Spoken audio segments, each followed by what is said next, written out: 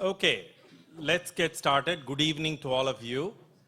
My name is Raj Chambadi. I have the honor of serving as the president here at the Illinois Institute of Technology. Thank you for being here on a wonderful evening, and I want to thank our advancement folks for putting together such a wonderful show, so thank you.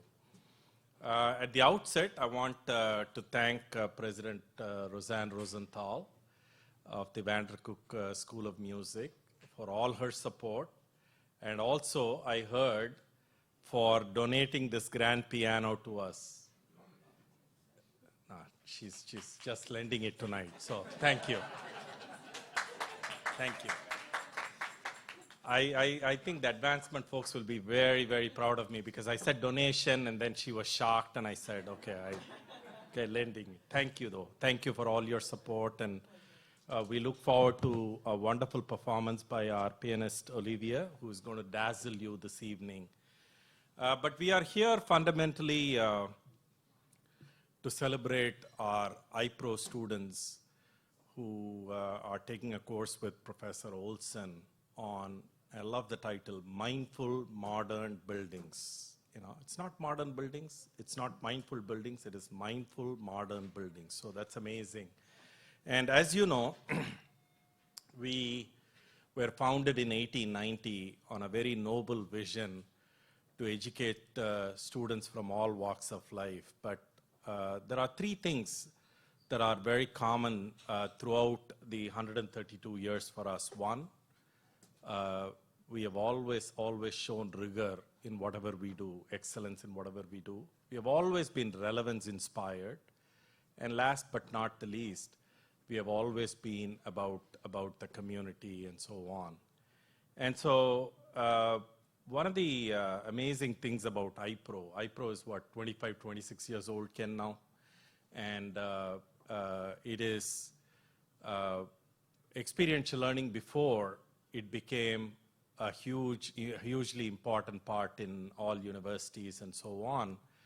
But the interesting thing about IPRO for us is, some of you know that we embarked on a new identity about a couple of years ago called Elevate Your Future.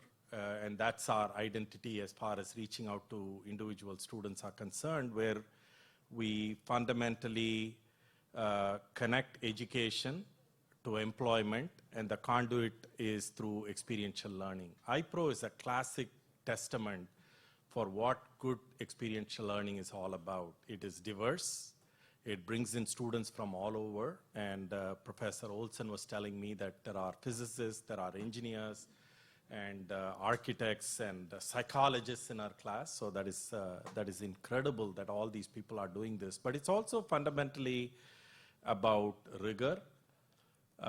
It is about relevance. As you can see from the presentations out here, it is just stunning, the kind of work that these students have been able to do by harnessing the power of difference and being able to come up with such creative solutions. And I hear that this has been going on for 4 semesters, so I want to thank the students from the previous IPRO classes, and I want to especially thank the students from this class. A round of applause for these students. And so please make sure that you see these exhibits that you are seeing, and after that you're also going to go into an auditorium, and I was extraordinarily gratified. You are in for a treat, because we have Amanda, who is the prima ballerina of the Joffrey Ballet, actually warming up for a show for you. And so it's going to be an exciting evening. I thank all of you for being here, and I want to thank our alums and friends of the school.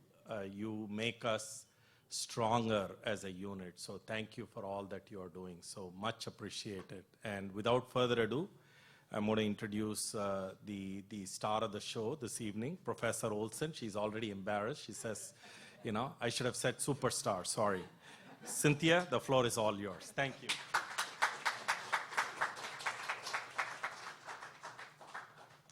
Well, thank Thank you, Raj. And absolutely, I'm not the star of the show. I just have been given this distinguished position of gathering the stars. So, and the first, to thank the administration, Raj, Ken, IPRO, including Miriam Sela and Mahesh Krishnamurti and their colleagues for allowing me the pleasure and honor to teach the IPRO. It's a fantastic program. And I've had so much fun teaching these not teaching these students. I probably learn more from them than they learn from me, quite frankly. They're amazing. And then the fact that Illinois Tech attracts this kind of performance level is just thrilling. So these stellar musicians, Yang and Olivia from VanderCook, and again, this gift of music sitting here in our corner, and then the prima ballerina from the Joffrey. So you'll just be amazed. So I'm not going to talk too much. On Reed Kroloff's behalf, he wanted to talk about, and he couldn't be here this evening, he apologizes, but he asked me to just convey that the power of design can be seen in this West Lobby through exhibition, and how these improvements that our students are proposing, together with Bruce Watts and our a great facilities team, Josh Siegel's here tonight, so supportive of our efforts as students, empower us. And like Raj said, it's all about this sort of humanistic approach and using technology and using the sciences combined with the arts to produce spaces that can be renovated and enlivened. So with that, I will also just point your attention to one minor upgrade amongst many that we're talking about, are renovating those 70-year-old Mies van der Rohe chairs in the back. So with that, I also want to introduce our musicians right now. So let me tell you a little bit about them. Yang Liu is on the faculty at VanderCook for violin and viola. A performer, he is a first prize winner of several prestigious international artist competition awards in China, Moscow, and the US. The New York Times described his playing as a scorching performance. His repertoire ranges from Baroque to contemporary works, Western classical to Eastern traditional. And then we have Dr. Olivia Ishwan Chai, who serves as an associate professor, also at VanderCook, in theory and piano. And I could tell you she's an excellent piano teacher. She's a frequent presenter at conferences of higher ed groups and prestigious associations. She's written a book on Schubert's piano trios, published by Scholars Press in Germany, 2014. Dr. Chai was appointed in 2017 as guest professor at Lanzhou Northwestern University. She performs at colleges and universities across the US. So without further ado, please welcome Yang and Olivia.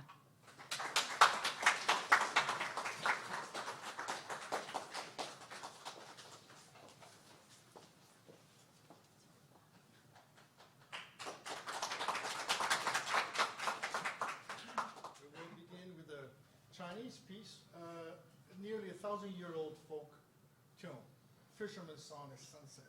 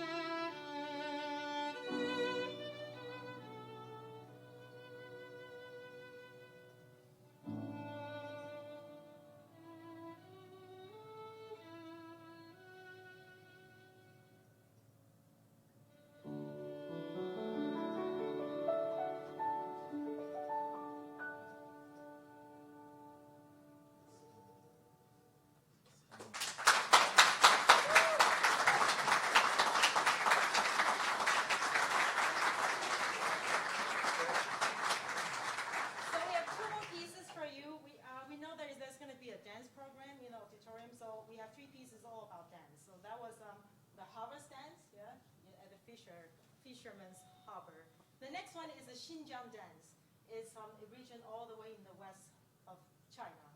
And the element is more foreign than Chinese, isn't it? It's Muslims, and there are more Jewish elements in this music than Chinese music elements. What you just heard, it was from the famous pentatonic scales, which involves basically 5 notes. There's some philosophy behind it. You can never have a dissonant harmony in between these 5 notes. So music as a functional music for Chinese for 9,000 years that it's been serving the human mind only for peace. Now the spring of Xinjiang the Xinjiang province is more Muslims than the traditional Chinese people. So their music is more influenced by Jewish tunes, which you would hear. Another thing I would like to mention, I think we're in this Galvin Tower, IIT Tower. It would be very fitting to introduce you, give you a little intro about this violin. It's a granary from 1741, owned also by the Galvin family. I've been so privileged to play this violin for 15 years now. So it's a long time.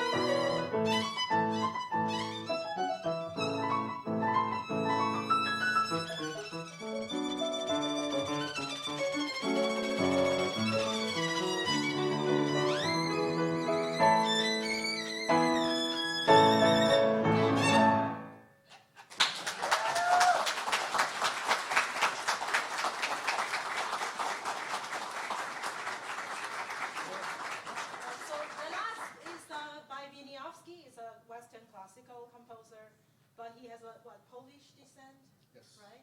And he wrote this very virtuosic violin in the form of waltz. Waltz caprice, meaning playful waltz. Polonaise. No, we're playing waltz. Yeah, waltz. I thought it was playing waltz.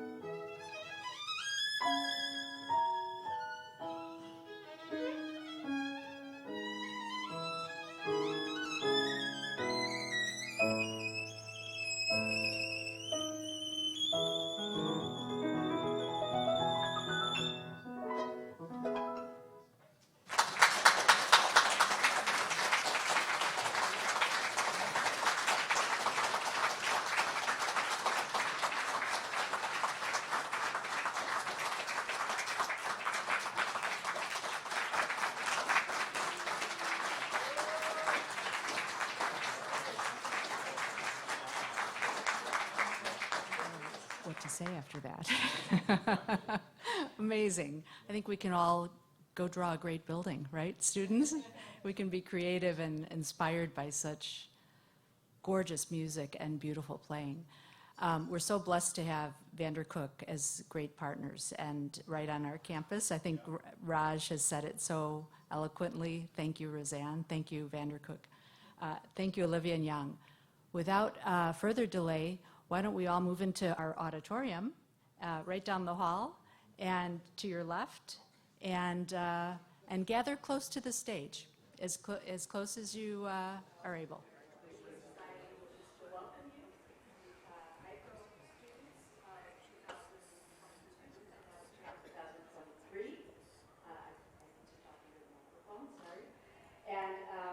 And we just welcome you, hope you're having a wonderful evening. And we'll give you a quick overview of what we've been up to, and I do need quick. And so this axonometric drawing by hand represented the first of many studies of the spring 2022 IPRO, Mindful Modern Buildings, and in order to study improvements to the auditorium and lobby space, what better way than to do a projected drawing to kind of understand the space. And we found that we were interested in encouraging educational, cultural, artistic events to take place much more often. And so Architecture's Performing Art became the name of the program tonight. It kind of stems from a book that I hope will be published soon that was based on my dissertation work here at Illinois Tech with the College of Architecture. And several of my mentors and committee members are actually here, people who were really important to the accomplishment of this effort, including my advisor, Michelangelo Sabatino.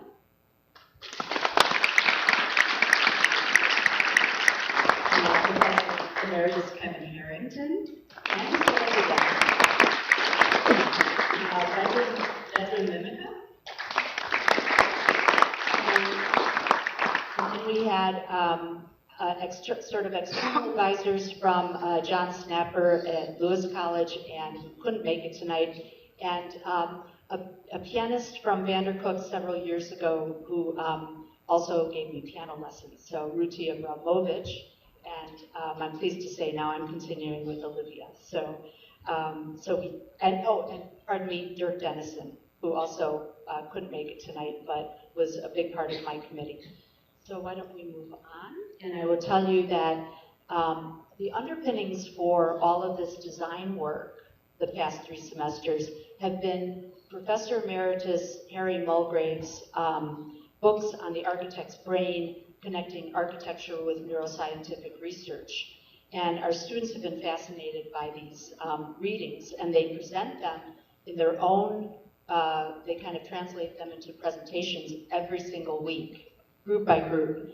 Harry is a distinguished professor emeritus from Illinois Institute of Technology, honorary fellow of the Royal Institute of British Architects, a PhD from Penn in history and theory, but he was trained first as an architect. He's a scholar, translator, editor, and architect, and he now continues to write many books on history and theory, and again on the topic of neuroscience and how it can benefit architecture. And so these are just a few quick ideas from our students the past 3 semesters.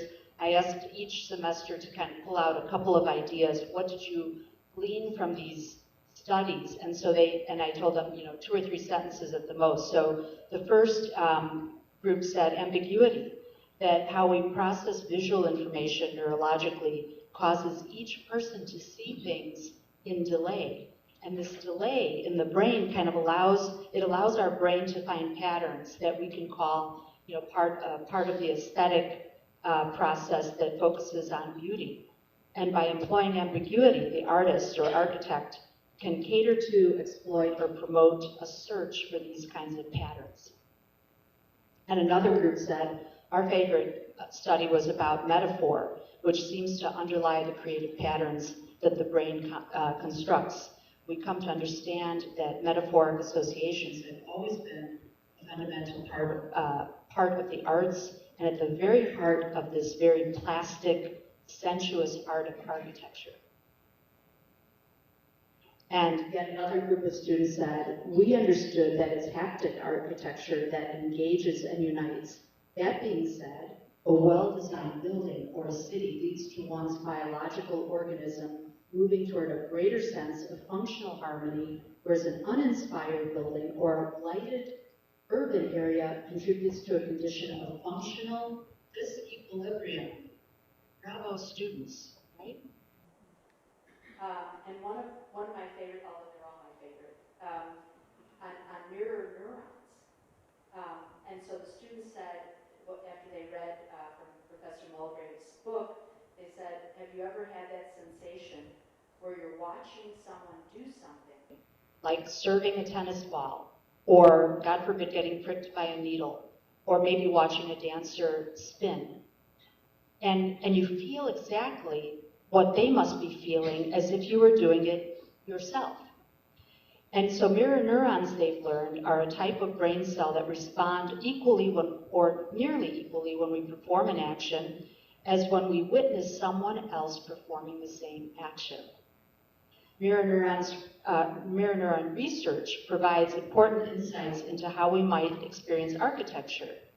And so our students from this group said, not just casually through our eyes, but more holistically through our bodies and through the physiological, emotional responses to our environment in a very powerful way.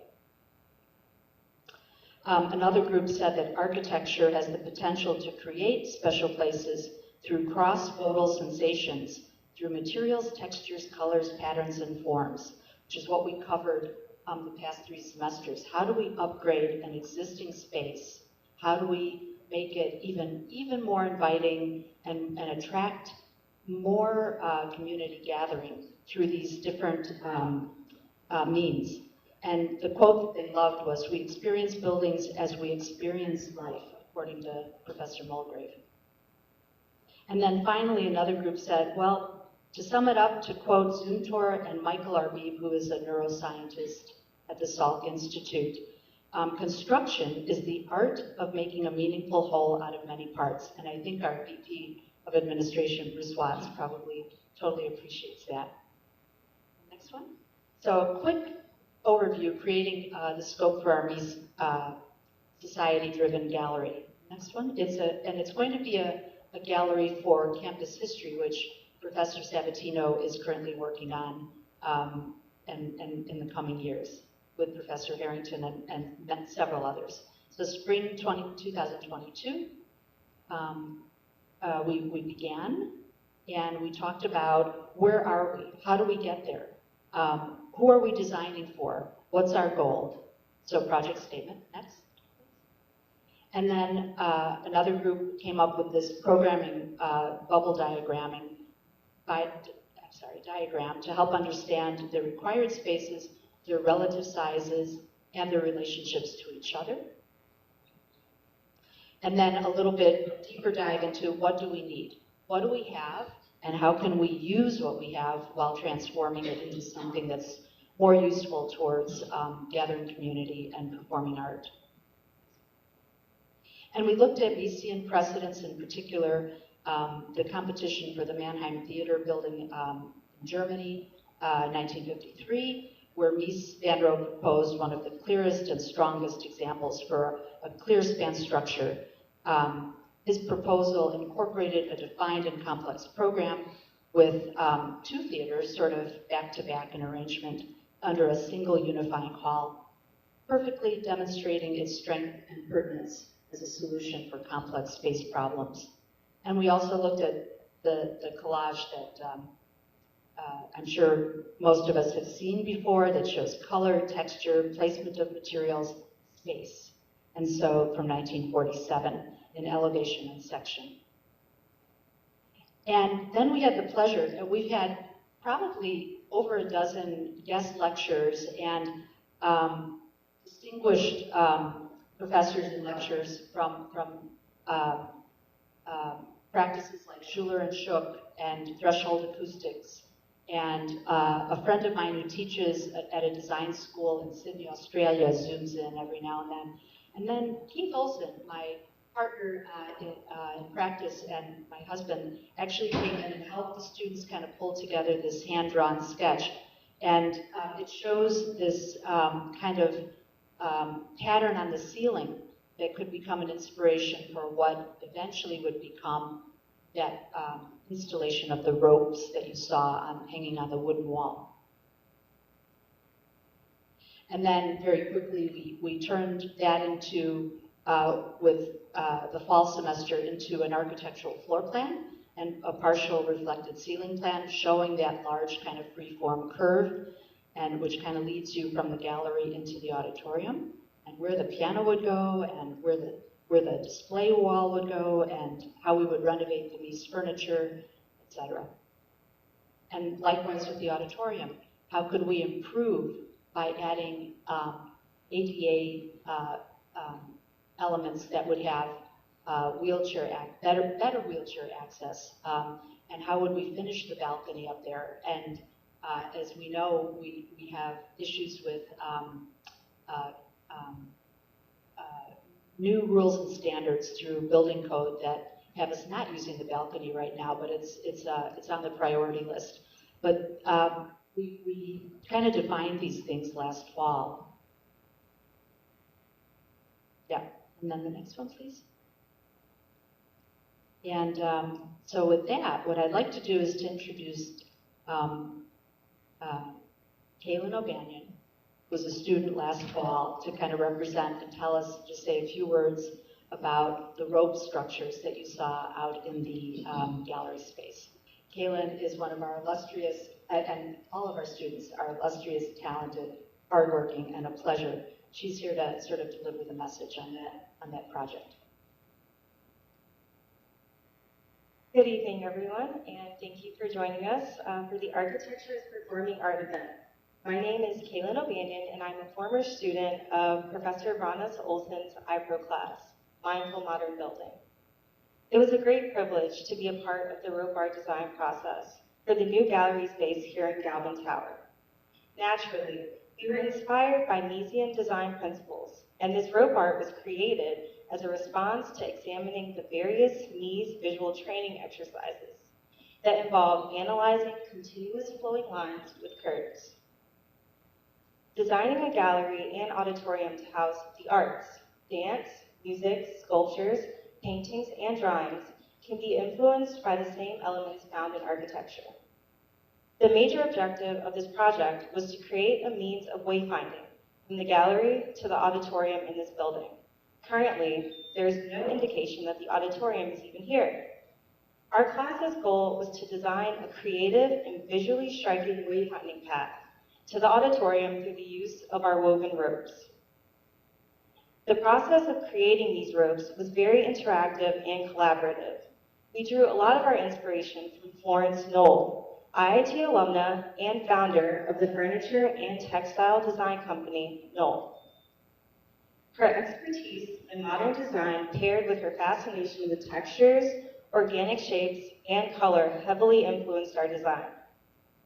To create our robes, we used a series of different found materials, including recycled fabric from Knoll and materials found and brought in by students from class, ranging from bed sheets to shower curtains. By cutting and intertwining lines of fabric, we were able to create various ropes for the gallery installation. To create our sweeping curve design, the class went through a series of iterative design assignments where students studied different materials and psychological concepts of how color can affect the experience of a space. This entire process was quite therapeutic and truly mindful due to the tactile nature of the work. Collectively, students felt a sense of relief while working with our hands to make something that would ultimately contribute to a ceiling sculpture. The rope-making process is akin to building a basswood bridge. First, you gather materials. Next, you cut them to size. And finally, my favorite part, is the compiling of various pieces into the whole. It brings me immense gratification to see our ropes displayed on the wooden panels And I think I speak for every student from our IPRO class that we cannot wait to see the final installation in the gallery of our colorful robes. The ultimate idea of this installation is that through color, texture, and design, the flow of this robe art will lead people from the gallery to the auditorium, all while providing visual delight and acoustical benefits. I hope this gives you a clear vision of our creative process, and I am honored to be sharing our insight with you. Enjoy your evening. Thank you so much. Back to Cynthia.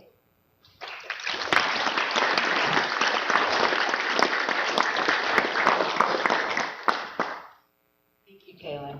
And truly, we had a blast, to put it casually. It was such a great moment last semester to have all these students working together in such a creative way. Well, on to spring 2023, in progress work. So we're just going to flip and show you a few conceptual, beautiful drawings. We've talked about color, light, texture, transparency. What should this be? And just we'll keep going rather quickly in the interest of time. But we're focusing largely on light in this auditorium and what it does, how it impacts color. And how our hope is that this study lays a deep foundation for a profound understanding of how we experience and design places that are meant for us, for people. So with that, we're going to shift gears a little bit and now introduce the next part of our evening.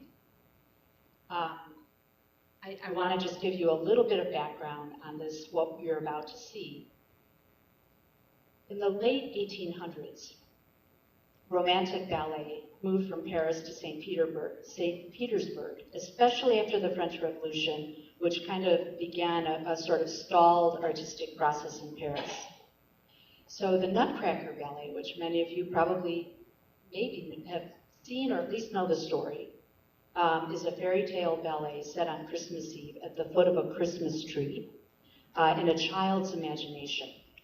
The music is by Tchaikovsky, his Opus 71. Tchaikovsky sort of replaced hackneyed tunes and predictable rhythms typically found on Russia's ballet stages with music full of soaring, inventive melodies, daring harmonies, and rhythmic vitality. Some say that Tchaikovsky was sort of painting with sound, creating all kinds of colors, textures, modes, and landscapes, especially how he structured the music. And that structure was referred to as building a Gothic cathedral. And this was a quote by George Balanchine, who is the founder of New York City Ballet and famed choreographer at the turn of the 20th century. So now on to what you'll see tonight. You're going to see a dance that is meant for the prima ballerina of any company. She must be the prima.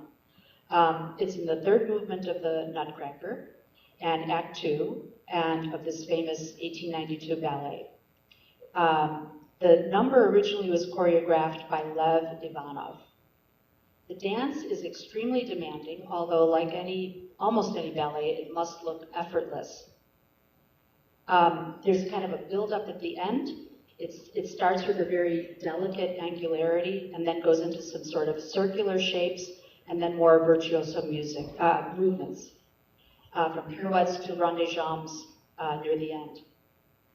So at the, kind of an interesting comment, tonight's dance is going to be performed by Amanda Assucena, who I'll tell you about in just a moment. It had to be adjusted for the size of our stage, which is something that our vice chair of the Mies Society has said we need to probably think about. The stage is petite. She has adjusted the dance to this stage. Whether we enlarge the stage or not, it is up for debate. But you'll see this piece in all its beauty. So as you view this piece, think about mirror neurons, is what I'd like to ask. Do your muscles flex when Amanda executes a leap? Do you feel rotation, a sense of rotation when she turns? Does your heart sort of leap when she leaps a jeté? We'll see, but I think that your mirror neurons will be working here. So this is the dance of the Sugar Plum Period, danced by Amanda Assucena. And let me just give you a brief overview of who you're about to see. Amanda has danced with the Joffrey Ballet since 2013. She started ballet at the age of 8 in Rio de Janeiro, moved to the States where she studied with Herod Conservatory in Florida. She's performed works by renowned choreographers including Liam Scarlett, Christopher Wheeldon, Yuri Pasakov, John Neumeier, George Balanchine, Frederick Ashton, Alexander Ekman, Justin Peck, Wayne McGregor, Kathy Marston, and Jerry Killian. Her roles have included Juliet in Romeo and Juliet, Cinderella in Cinderella, Odette Odile in Swan Lake, Giselle in Giselle, Sylvia in Sylvia, the Sugar Plum Fairy in the Nutcracker, Anna Karenina in Anna Karenina. Doesn't get much better. She's danced and performed on stages all over the world, and including in the Americas, England, France, and Russia. And she told me tonight, I can't wait to dance for Illinois Tech. Please welcome our Sugar Plum Fairy, Amanda.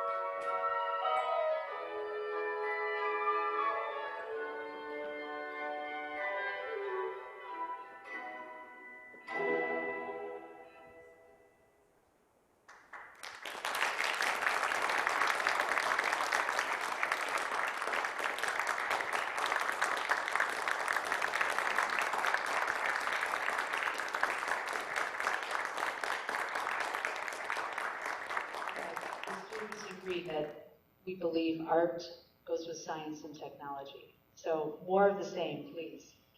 I'd like to thank two people that really helped us greatly. Sergio, our TA for the Mindful Modern Buildings, and Divya, who's a recent graduate of the College of Architecture. Divya, thank you, and Sergio, we couldn't have done this without you.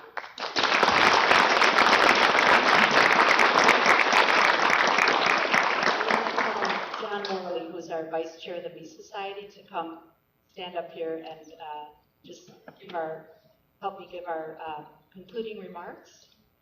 John is principal of Lend Lease and an active Mies Society board member and a true believer that we need to support facilities and do projects that help take care of the Mies campus in a very big way. So John, thank you for all of your support.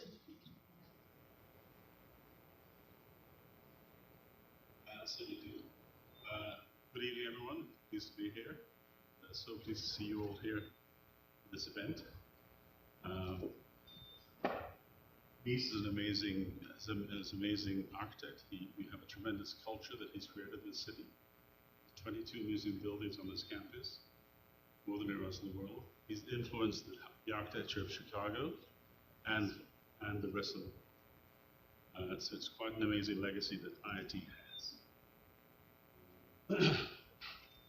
The purpose of the Mies Society is to further promote his work, and also to raise funds to support the buildings that we have on the campus here, and do everything museum we can.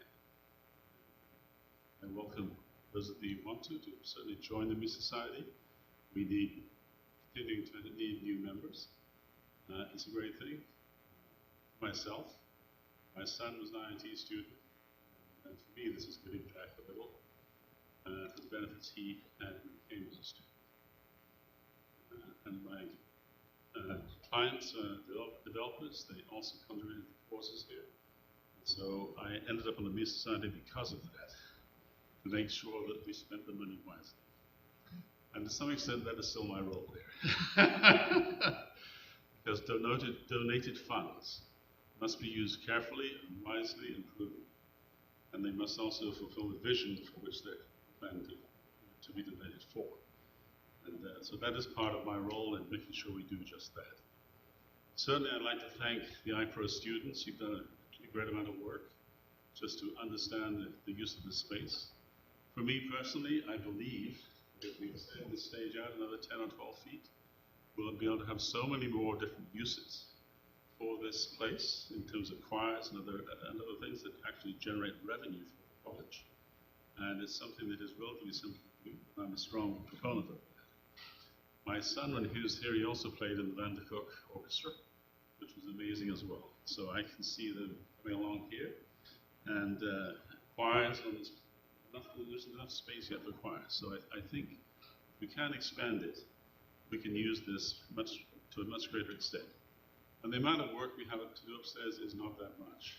I know it hasn't been used for a while, but this is a fabulous room. It has great acoustics, and it needs just these basic things done to it in terms of AV and video and expansion of the stage in particular. And we're all set then for a fantastic auditorium which will be used by many people in the community. We are part of Bronzeville, which is a growing area. So that's my bit. But I certainly want to thank you all, and I certainly welcome you all to the Mies Society, and certainly thank Cynthia, the IPRO students, and everyone else for coming here.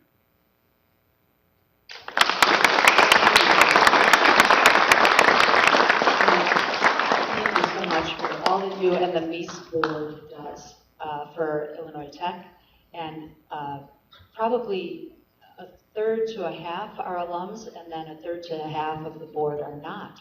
Just people who love Mies, who love working with facilities, and Bruce Watts and the university and the College of Architecture. So please join us for a little bit of dessert on your way out. We thank you for coming, and thank you to the IPRO students.